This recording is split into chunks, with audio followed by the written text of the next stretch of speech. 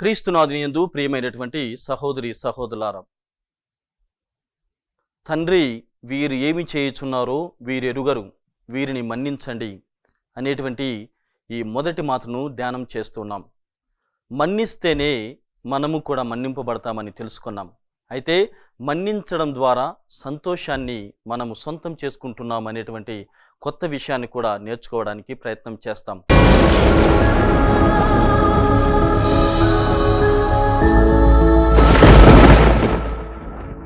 ఒక కీర్తనకారుడు ఈ విధంగా పాడుతున్నాడు: నోరు మెరుపలేదాయ ప్రేమ, బదులు పలుకలేదాయ ప్రేమ. నోరు మెరుపలేదాయ ప్రేమ, బదులు పలుకలేదాయ ప్రేమ. మన్నించడం ద్వారా సంతోషంగా ఉంటాం. రెండవది, మన్నించడం ద్వారా స్వస్థతను కూడా అనుభవిస్తున్నాం.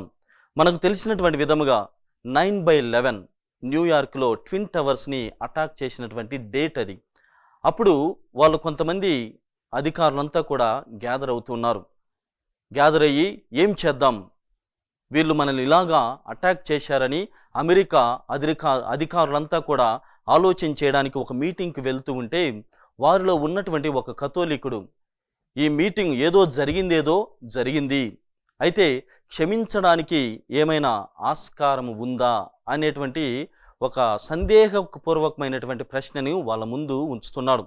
అరే, వాళ్ళు ఏదో చేశారు, తప్పు జరిగిపోయింది, లేకుంటే దాన్ని సరిదిద్దుకుందాం, కాబట్టి క్షమించడానికి ఎక్కడైనా చిన్న అవకాశం ఉందా అని అడిగినప్పుడు వాళ్ళు జవాబిచ్చినటువంటి విషయం ఏమిటంటే, ప్రియ సహోదరి సహోదరులారా, our job is to arrange the meeting. Our job is to arrange the meeting. అవన్నీ మనకు సంబంధం లేదు, మనం మీటింగ్ పెట్టుకోవాలి అంతే. అంటే ఆ మీటింగ్కి వెళ్తూ ఏం చేయాలనేటువంటి స్పృహ కూడా లేదు. అమెరికా రాజ్యమంతా కూడా క్రైస్తవత్వమే, కానీ మన్నింపు అనేటువంటిది లేదు. అందుకే ప్రియ సహోదరి సహోదరులారా, ఎక్కడా లేనటువంటి ప్రాబ్లమ్స్ అక్కడే ఉన్నట్లుగా మనకు అర్థమవుతోంది. ఎక్కడా లేనటువంటి అమెరికా అవలక్షణాలన్నీ కూడా అక్కడనే ఉన్నట్లుగా ఉంది. ఒక దేశాన్ని నేను నిందించడం లేదు, కానీ మన్నించడం కోసం నీవు వెళ్ళినప్పుడు సంతోషంగా ఉంటావు, మరియు స్వస్థతను కూడా నీవు అనుభవిస్తావు. అందుకే మదర్ తెరీసా తన జీవితంలో చెబుతుంది, నీవు ఒక కరుణని ఎవరి పట్లైనా చూపిస్తే అందరూ ఒప్పుకోరు, లేకుంటే ఒక దయాపూరితమైనటువంటి మాటలని, క్రియలని, ప్రేషిత కార్యాలని నీవు చేసినప్పుడు అంగీకరించరు. ఈమెకు ఎక్కువయ్యి తర్వాత, లేకుంటే ఈమె ఎక్కడెక్కడో కొట్టేసి, లేకుంటే ఎవరిని అడిగేసి చేస్తుందిలే అనేటువంటి ఊరికే అలా అలవికానటువంటి మాటల్ని పలుకుతారు.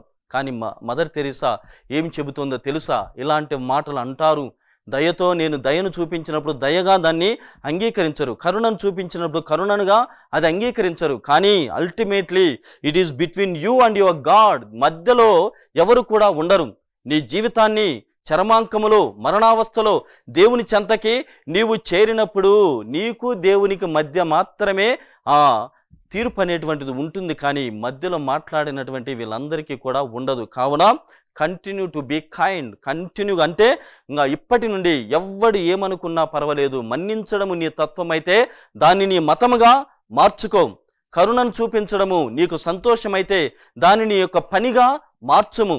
లేకుంటే దయాపూరితమైనటువంటి ప్రేషిత కార్యాలు నీకు ఆనందాన్ని ఇస్తే అదే నీ పనిగా, అదే నీ వృత్తిగా ముందుకు సాగుము నేస్తమా అని పునీత మదర్ తెరీసా గారు చెబుతున్నారు.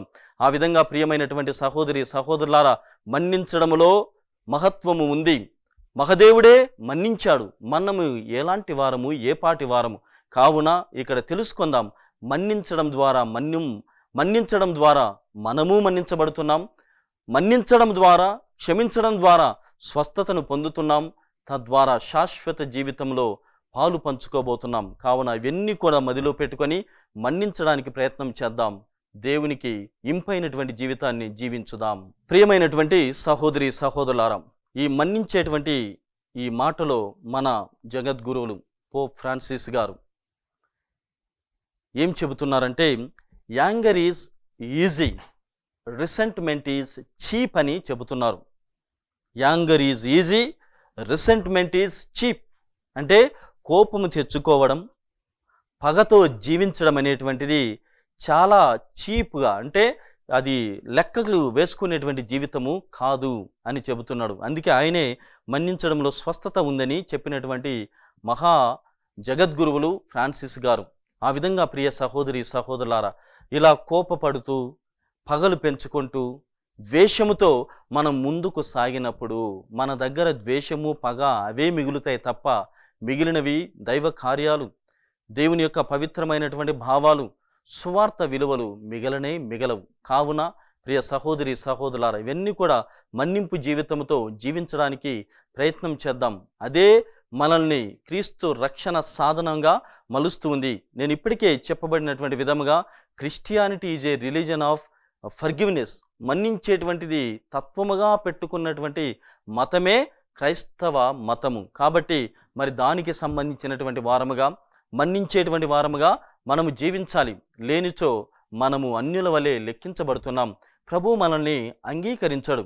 మన్నించలేనటువంటి వాడివైతే the incapacity to forgive someone will make you unworthy to enter the kingdom of God. అంటే నీలో ఉన్నటువంటి మన్నింపు లేనటువంటి జీవితము, మన్నించలేనటువంటి స్తోమత నిన్ను పరలోక రాజ్యానికి అనర్హుడిగా ప్రకటన చేస్తోంది. కాబట్టి ప్రవేశము చేయాలనా, పరలోక ప్రవేశం చేయాలనా, లేక నిత్య జీవాన్ని పొందాలనా అనేటువంటి ఆలోచనలో మన్నించితే అవి పొందుతాం అని స్పృహ కలిగి దేవునికి నిజమైనటువంటి సాక్షిగా, నిజమైనటువంటి మన్నించేటువంటి అనుచరుడిగా మారడానికి ప్రయత్నం చేద్దాం.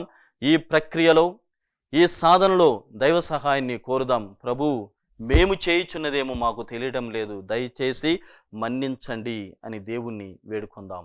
ఇంకా గమనించినట్లయితే, తండ్రి వీరేమి చేయుచున్నారో వీరెరుగరు అంటున్నారు. ఎవరు వీరు? దానిని కూడా ధ్యానం చేద్దాం. ఎవరు వీరు? ఎవరిని ఆయన క్షమించాలనుకుంటున్నాడు? మొట్టమొదటిగా అనుమానము లేకుండా ఆయన ఎవరినైనా క్షమించాల్సి వస్తే, ఆయన ఎవరినైనా అంగీకరించాల్సి వస్తే తన శిష్యుడైనటువంటి యూదా ఇస్కారియోతు మొట్టమొదటిగా ఉంటూ ఉన్నాడు. అనుమానమే లేదు.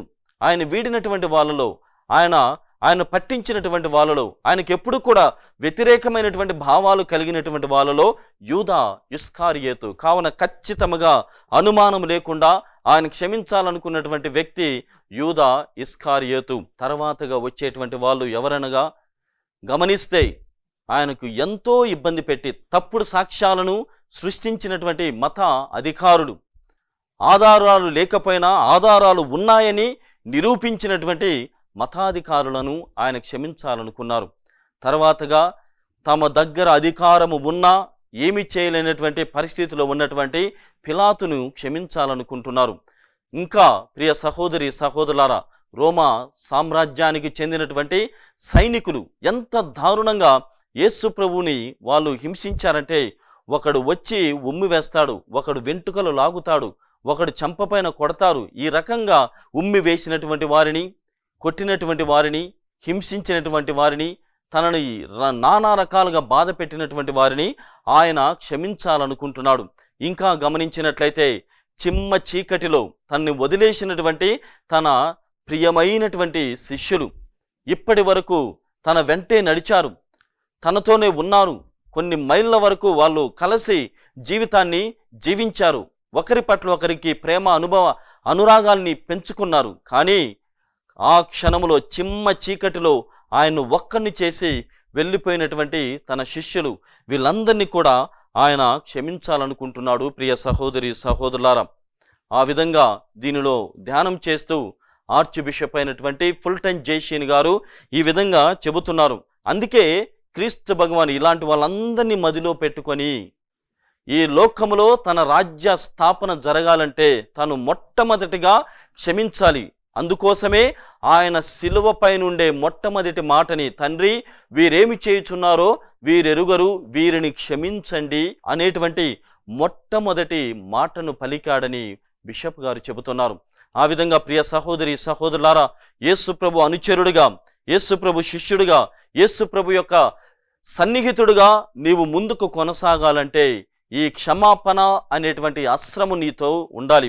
క్షమాపణ అనేటువంటి ఈ పనిముట్టు నీతో ఉన్నప్పుడు నీవు క్రీస్తు వలె, క్రీస్తు కోసం క్రీస్తులాగా జీవించేటువంటి ఒక విజయవంతమైనటువంటి సైనికుడిగా నువ్వు కూడా మారవచ్చు. కావున దేవుని పట్ల జీవితమా, లేకుంటే దేవునికి వ్యతిరేక పూరితమైనటువంటి జీవితమని ప్రశ్నించుకుందాం. ప్రియ సహోదరి సహోదరులారా, క్రీస్తు పలికినటువంటి మొదటి మాట, తండ్రి వీరేమి చేయుచున్నారో వీరు ఎరుగరు, వీరిని క్షమించండి అనేటువంటి ఈ మాటలో మరికొన్ని విషయాలని ఈ విరామం తర్వాత తెలుసుకుందాం.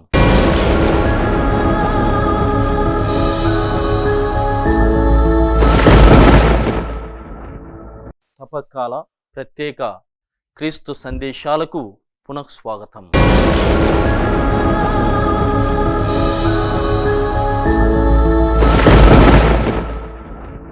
ఇంకా ప్రియమైనటువంటి సహోదరి సహోదరులారా, ఇదే బిషప్ గారు, ఫుల్టన్ జేషిన్ అనేటువంటి ఆర్చ్ బిషప్ గారు Christianity is a religion of forgiveness అని చెబుతున్నారు. క్రిస్టియానిటీ అనగానే క్షమించడం, క్షమించేటువంటి మతమే మన మతం, అదే క్రైస్తవత్వము అని ఆయన చెబుతున్నారు. ఇంకా ఏం చెబుతున్నారంటే, వీరిని క్షమించకూడదు, మన లైఫ్లో వీరిని వదలకూడదు, మన లైఫ్లో వీరిని క్షమించే ప్రసక్తే లేదు అన్నటువంటి వాళ్ళనే క్షమించాలి. అలా క్షమించగలిగిన వాడే నిజమైనటువంటి క్రైస్తవుడని ఆయన చెబుతున్నారు. ప్రియమైనటువంటి సహోదరి సహోదరులారా, ఫ్లోరిడా ప్రాంతంలో, అమెరికాలో ఉన్నటువంటి ఆ ఫ్లోరిడా అనేటువంటి ప్రాంతంలో ఒక అబ్బాయిని, 10 సంవత్సరాలు మాత్రమే ఉన్నటువంటి ఒక అబ్బాయిని మెక్ ఆలిస్టర్ అనేటువంటి ఆయన ఎంత హింసకు గురి చేశాడంటే అది వర్ణనాతీతం.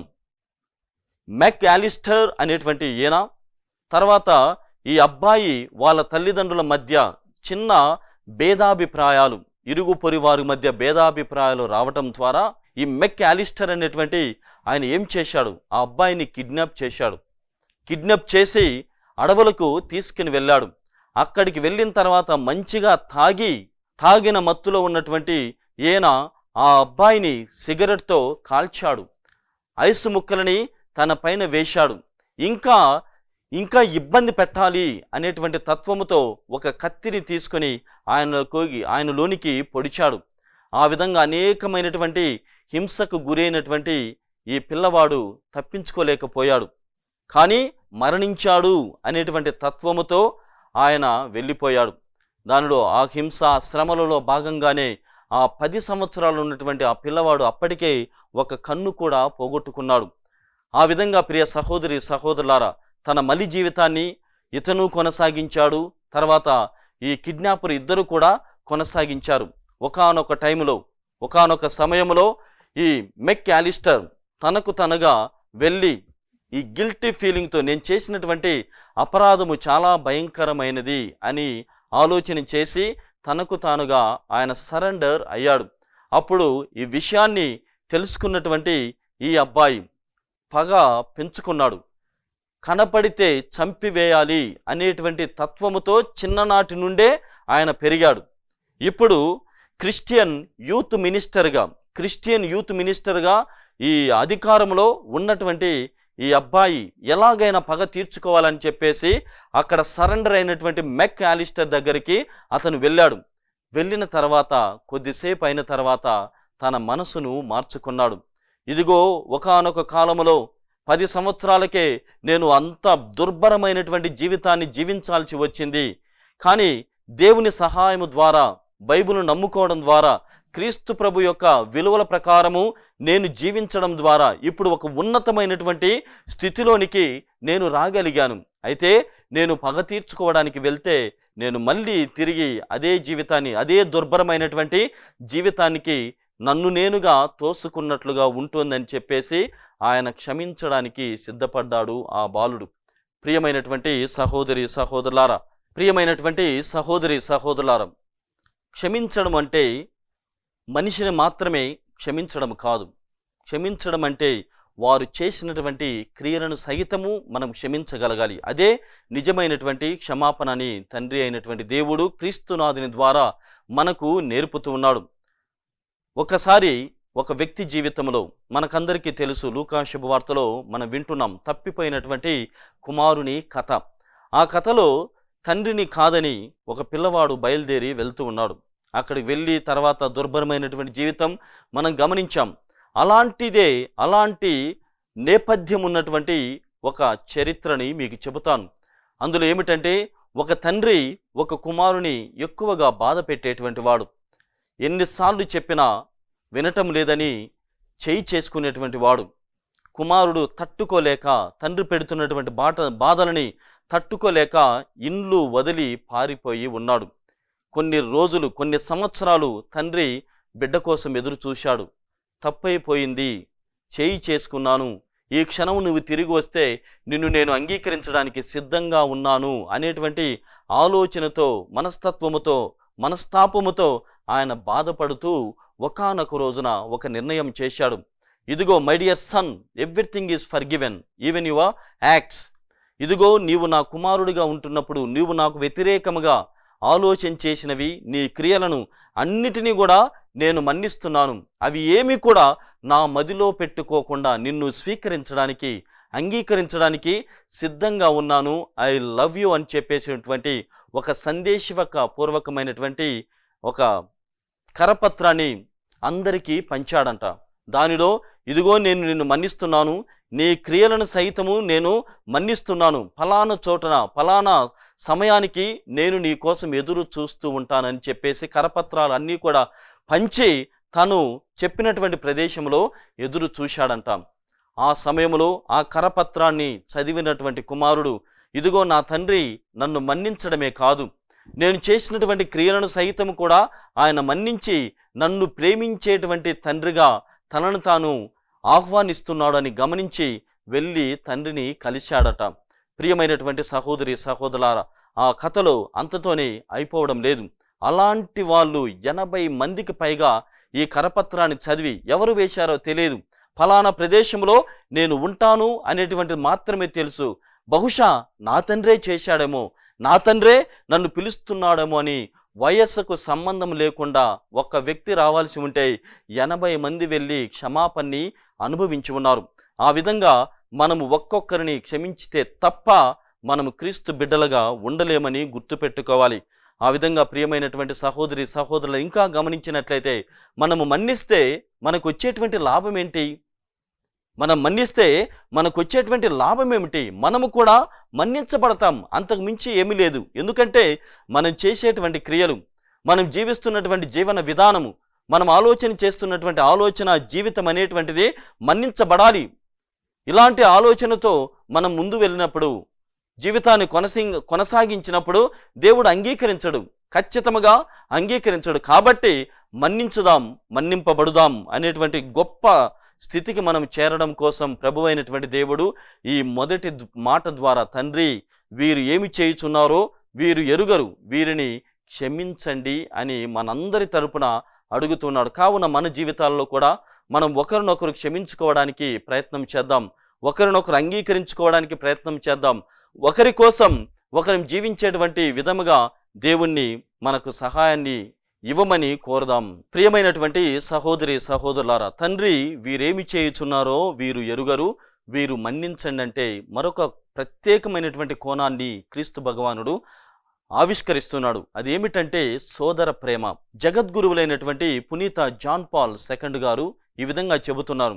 సోదర ప్రేమ అంటే కయీను తన సహోదరుడైనటువంటి ఆబేలుపై ఎలాంటి సోదర ప్రేమ లేక జీవించాడో, ఎలాంటి సోదర ప్రేమ కలిగి ఉండాలో అదే నిజమైనటువంటి మన్నింపు జీవితమని చెబుతున్నాడు. ఒకసారి ఒక వ్యక్తి జీవితంలో ఒక చిన్న అబ్బాయి తండ్రి కొట్టాడని చెప్పేసి ఇలాగనే దూరంగా వెళ్ళాడు. అయితే తల్లికి ఒక జాబు రాస్తున్నాడు, ఒక లెటర్ రాస్తున్నాడు. అమ్మ, నేను స్వయంగా చేసింది, తండ్రికి వ్యతిరేకంగా వెళ్ళినది తప్పు. అయితే నన్ను మన్నించమని అడగడానికి నేను సిద్ధంగా ఉన్నాను.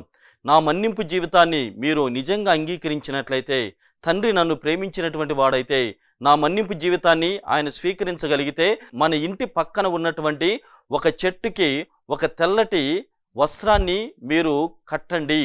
ఆ వస్త్రాన్ని చూసి నేను వస్తాను. దాని అర్థం ఏమిటి?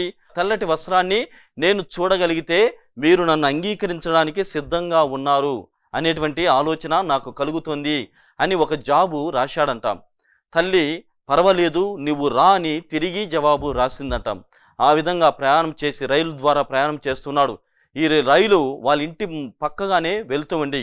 కానీ ఒకవేళ ఎక్కడో సందేహం, ఒకవేళ తండ్రి ఆ వైట్ వస్త్రాన్ని, తెల్లటి వస్త్రాన్ని ఆ చెట్టుకు కట్టకపోతే నేను తట్టుకోలేను, నా తండ్రి నాకు కావాలి, నా తల్లి నాకు కావాలి, తట్టుకోలేనటువంటి పరిస్థితిని అనుమానించుకుంటూ సందేహిస్తూ పక్కన ఉన్నటువంటి కో ప్యాసింజర్ని అడిగాడంట. ఇదిగో అది మా ఇల్లు, నేను క్షమాపణ కోసం మా ఇంటి కోసం వస్తున్నాను, ఇదిగో అక్కడ ఆ చెట్టుకి ఏమైనా ఒక తెల్లటి వస్త్రము ఉందా అని అడిగాడంట.